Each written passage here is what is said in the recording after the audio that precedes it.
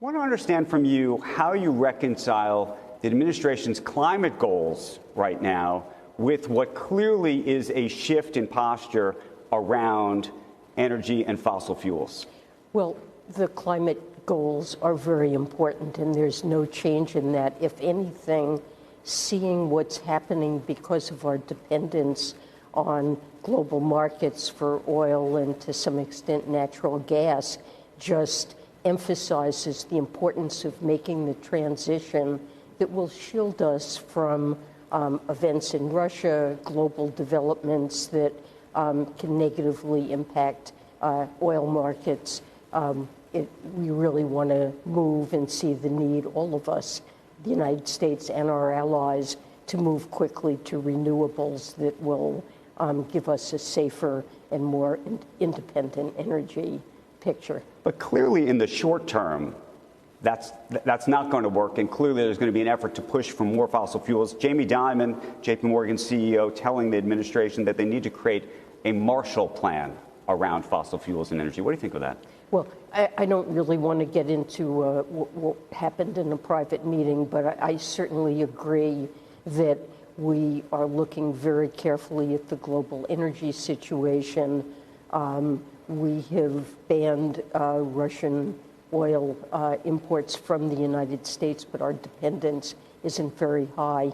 We recognize how important Russian oil and natural gas imports are for our European partners, and they recognize and we recognize how important it is to reduce that dependence to the maximum extent possible in the short run, which goes to this morning's announcement by President Biden about our enhanced cooperation on LNG.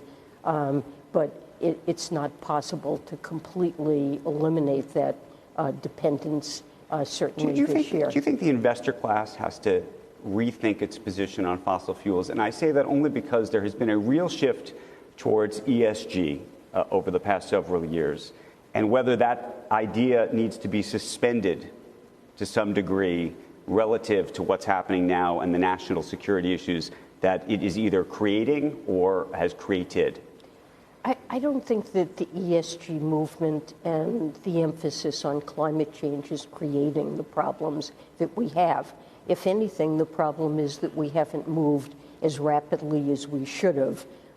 Europe and the United States would be less exposed to the pressures that this conflict is putting on our energy markets if we had greater reliance on renewables. So that remains firmly appropriate as medium and longer term goal. But in the short run, our ability to punish Russia for really the horrific acts that they're committing in Ukraine and to degrade their power and influence in the world economy, it would be greater if there were less dependence on Russian oil. But in the immediate term, looking for substitutes. One of the things that's happening in the United States, for example, is the SEC just put out a notice about proposals around climate disclosure. Yes. Do you think some of those policies shift in terms of either timing or otherwise as a result of what we're seeing right now? So I was heartened to see the SEC proposal. It's something